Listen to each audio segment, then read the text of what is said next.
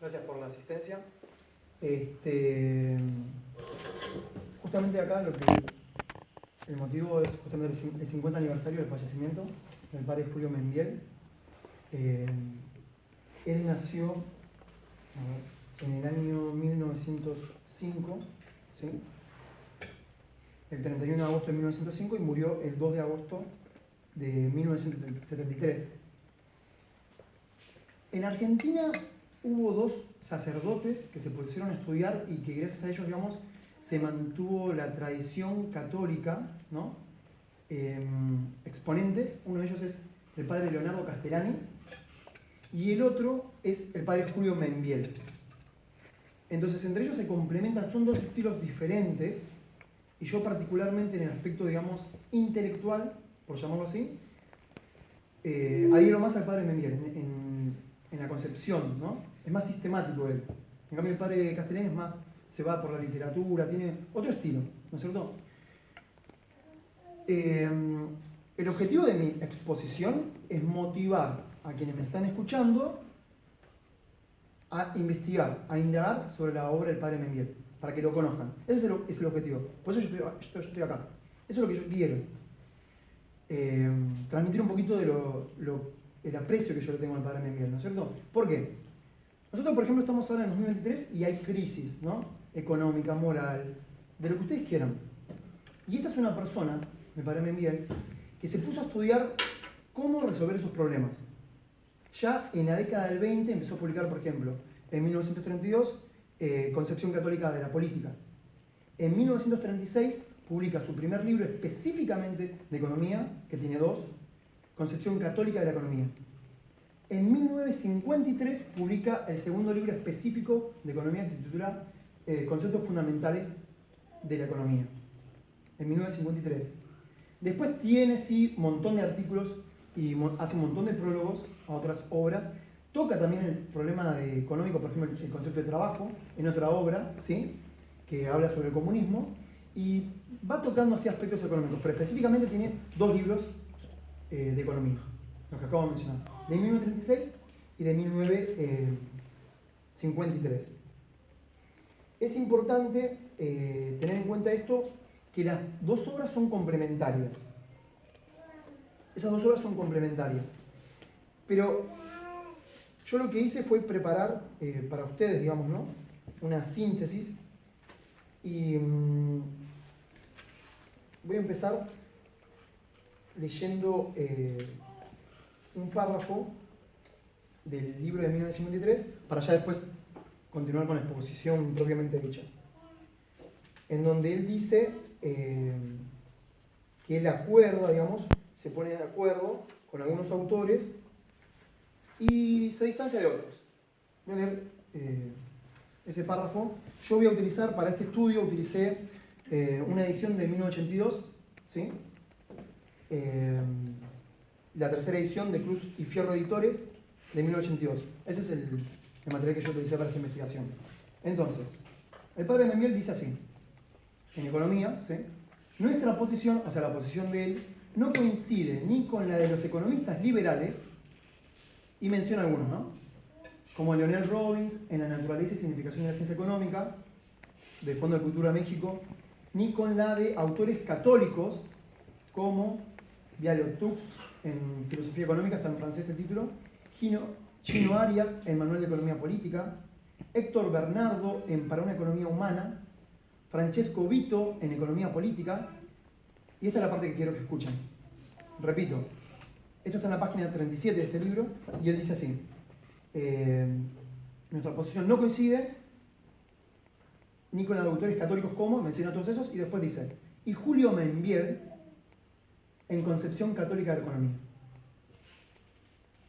O sea que él, en 1953, se distancia, pero en dos aspectos solamente.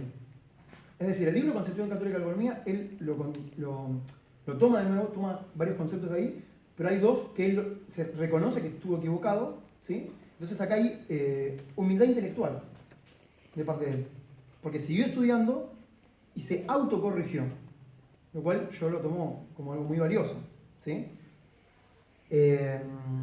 Vamos a ver de qué se trata. Lo voy a adelantar un poquito. Él si ustedes agarran el libro de 1936, de Concepción Católica de la Economía, es muy apasionado. O sea, la verdad que se disfruta mucho leerlo, el de 1936. Habla de la economía liberal, sobre todo el capitalismo, pero él siempre aclara, y esto es muy importante, que en realidad lo que se denomina como capitalismo liberal o socialismo, o su vertiente en comunismo, etc., son dos caras de la misma moneda, porque parten de una misma raíz. Y esa raíz es el liberalismo. ¿Sí? Voy a leerles un fragmento de un historiador, Bouchet, de apellido, capaz que algunos lo conocen. ¿Sí? Esto está en la página 9 del número 63 de una revista llamada Jesus Christus. ¿Sí? Dice así: la ruptura del sistema religioso católico en el comienzo de la Edad Moderna produjo una suerte de explosión de las actividades espirituales y una pérdida casi total del equilibrio que a tales actividades imponía la disciplina católica. Cada una de ellas creció de acuerdo con una dinámica sustraída a todo control heteronómico. La ciencia, la economía, la política, el arte y la relación del hombre con su propia actividad terrena exasperaron hasta tal punto sus pretensiones de independencia que la más baja de ellas, pero por eso mismo la que está condicionándolas a todas, la economía, comenzó a imponer sus criterios a todas las otras, sustrayéndolas a sus destinos para hacerlas servir la heteronomia de la materia. Entonces, ¿qué quiero decir? Economía siempre hubo, sobre todo en la práctica. Lo que ocurrió después es empezar a interpretar la economía. ¿Sí? Entonces, ¿qué pasó? Por ejemplo, desde autores como Jenofonte, ¿sí?, que fue discípulo de Sócrates, pasando por Aristóteles, que fue discípulo de Platón, que a su vez Platón fue discípulo de Sócrates. Hay una línea de pensamiento económico que surge, ¿sí?, Jenofonte, por ejemplo, con libros sobre agricultura, que después eso es retomado en la mal llamada Edad Media. Yo no comparto ese concepto, voy a decir la época de la cristiandad, ¿sí? Vamos a decir el año 1000, 1100, 1200, ya con Santo Tomás de Aquino, en el 1200. Se retoma eso, hay una disputa ahí de traducciones, sobre todo respecto a Aristóteles, ¿sí?, entre los musulmanes, por ejemplo Avicena, Averroes, ¿sí? Lo que ocurre es que se retoma a Aristóteles, ¿sí?, la postura que tiene Aristóteles respecto de la economía. Esa tradición después se desarrolla y, por ejemplo, en la escuela de Salamanca, que queda en España, por supuesto, en el 1400, 1500, se desarrolla toda una escuela de pensamiento económico. ¿Qué ocurre? Se produce un quiebre en las inteligencias, todo comienza por la idea, ¿sí?, una corrupción en las ideas, desde el 1300 en adelante. Entonces, del 1300, 1400, 1500 sobre todo con la mal llamada Reforma Protestante, ¿sí?, la subversión protestante, diría yo. Bien, eso después, lo que empieza en el sistema de ideas teológica, ¿sí?, esa degradación influye en la parte filosófica, lo que se dio a conocer como el nominalismo, por ejemplo, y eso después va a influir en todo, en todas las disciplinas. Porque antes, cuando se enseñaba, se aprendía el conjunto de ciencias como un todo, digamos, ¿sí? No había la diferencia que hay ahora, por ejemplo, en kinesiología, no sé, y especialidades, o, no sé, ciencia política. No, se enseñaba como una integralidad de las ciencias, ¿sí? Bueno, entonces, ¿qué pasa? Por ejemplo, con Descartes se produce un quiebre en el plano de las ideas y él plantea, por ejemplo, bueno, empecemos de cero, ¿sí? Hagamos borrón y cuenta nueva. No tengamos en cuenta lo que dijeron antes, no, yo solito tengo que llegar a mis conclusiones. O sea, en otras palabras, ¿qué hicieron? Cortar con la tradición. Ahí está la clave de todo. La clave de todo es esa. Cortaron con la tradición de ideas. Y el liberalismo yo no lo suelo escuchar, así que lo voy a decir yo. ¿Es liberalismo de qué? ¿De qué te liberás? Te liberás de las ideas católicas. ¿Sí? O si no hay alguien acá que no, digamos, no adhiera a esa fe, digamos, te separás, te independizás, como dice Bouchet, ¿sí? De esa concepción, de esa cosmovisión de cómo se entendía el mundo, hasta ese momento. ¿Sí? Entonces, ahí empieza a haber como una independencia y empieza a hablarse de esferas. La esfera de la economía, la esfera de la política, la esfera de la medicina, etc. Bueno, yo preparé una breve introducción, que bueno, básicamente lo acabo de decir de manera oral, pero les voy a leer un poquito si es algo que preparé. Es así. Primero existió la economía real practicada y luego hubo quienes la estudiaron e intentaron explicarla, como Jenofonte y Aristóteles, pasando por Santo Tomás de Aquino y la Escuela de Salamanca. A partir del nominalismo en filosofía comienza la decadencia de los letrados. El padre Castellani, seguramente muchos lo conocen, decía que no hay que decir intelectual, porque es más propio el término de letrado. ¿Sí? Se fue desarrollando de forma estable y constante hasta el quiebre de 1300. Como consecuencia sucede un aflojamiento de las costumbres y abunda la corrupción. Como ejemplo tenemos la usura. La usura es un tema que yo voy a retomar después más adelante porque es clave el tema de la usura. Que se empieza a difundir por Europa desde el sur hacia el norte, lo que hoy es Italia, pero para finalmente expandirse a todo el continente europeo primero y al resto del mundo luego. Los que ambicionan el poder político utilizan herramientas antieconómicas para generar una subversión del orden hasta entonces vigente. Todo comienza en el plano de las ideas para que luego éstas echen raíces y devengan en acciones que terminarán derribando las monarquías, con el objeto oculto, por parte de sus impulsores intelectuales, de que el régimen, hasta entonces vigente, sea reemplazado por el imperio de aquellos que manejan la emisión, circulación, restricción, cambio y conversión de todo tipo de dinero.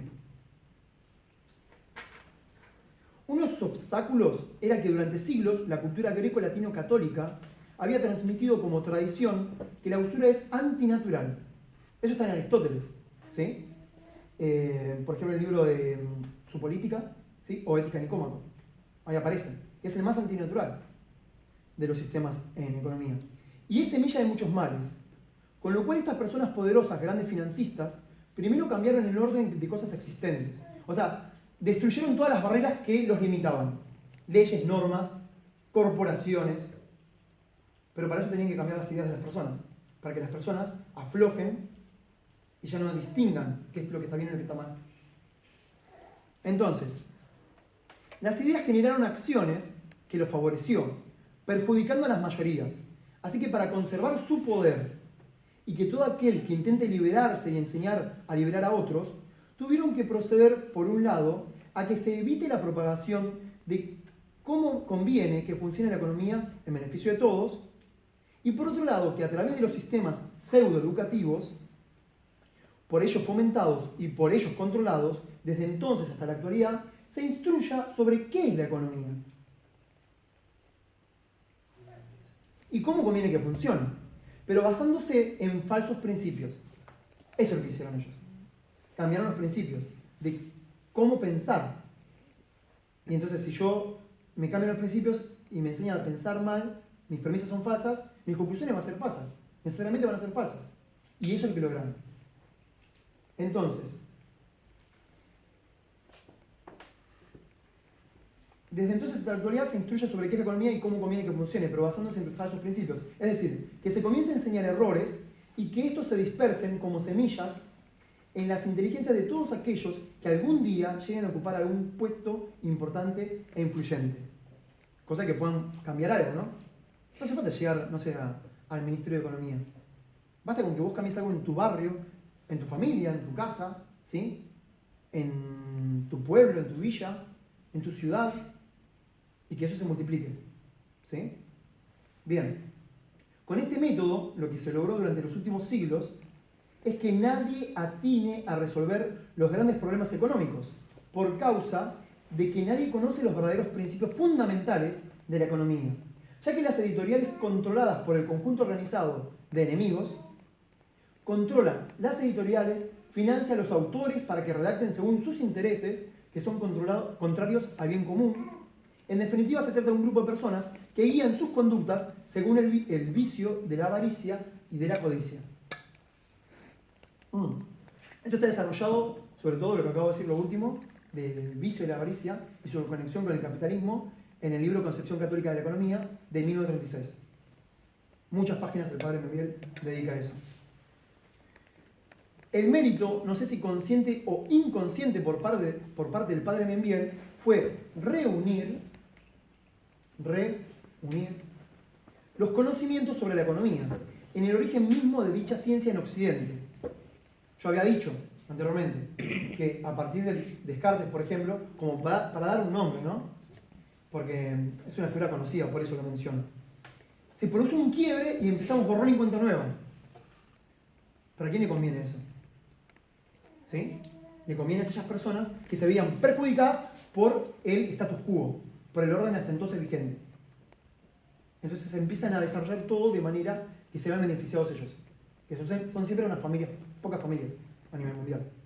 Bueno.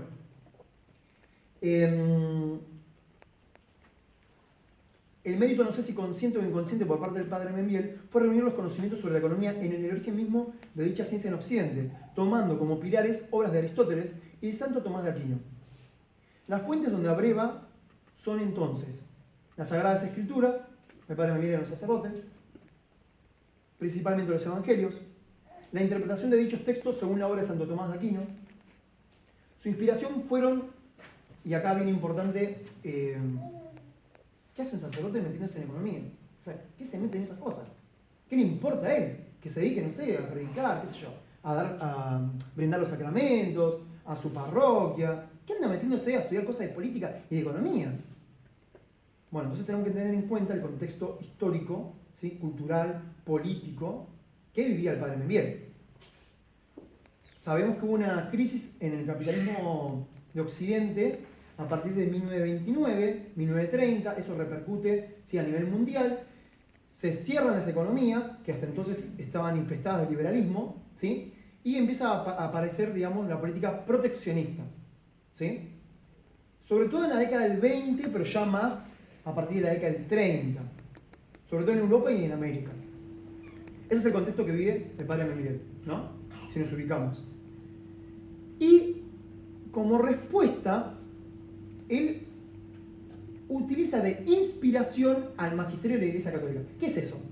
Son encíclicas, o sea, son documentos, ¿sí?, que los pontífices firman. ¿Por qué digo que firman? Porque no en todos los casos los hacen ellos. No es que el Papa X redacta una encíclica. No. Por ejemplo, la Rerum Novarum, ¿sí?, que es de fines de 1884, creo que es, si mi memoria no me falla, se juntaron un grupo de teólogos, ¿sí?, de personas especialistas en economía, en no me acuerdo el lugar, pero en Alemania, en un castillo antiguo, y ahí estuvieron 3 meses reunidos pensando cómo resolver los problemas de la economía, pero ¿qué problemas? Los que había generado la implantación del liberalismo a ultranza. Porque desde 1789, ¿sí?, se produce una subversión en Francia, que dura casi toda la década del 90, de fines de 1790 estoy diciendo, y destruye todo lo que había. Es interesante que una de las primeras leyes que ellos logran, creo que en 1791, es la que prohibía la usura. Yo voy a desarrollar después lo que es la usura, pero para que me entiendan rápidamente es lo que hoy se conoce como interés, ¿sí? El interés, por ejemplo, no sé, tengo que comprar un celular, ¿no? Bueno, ¿cuántas cuotas?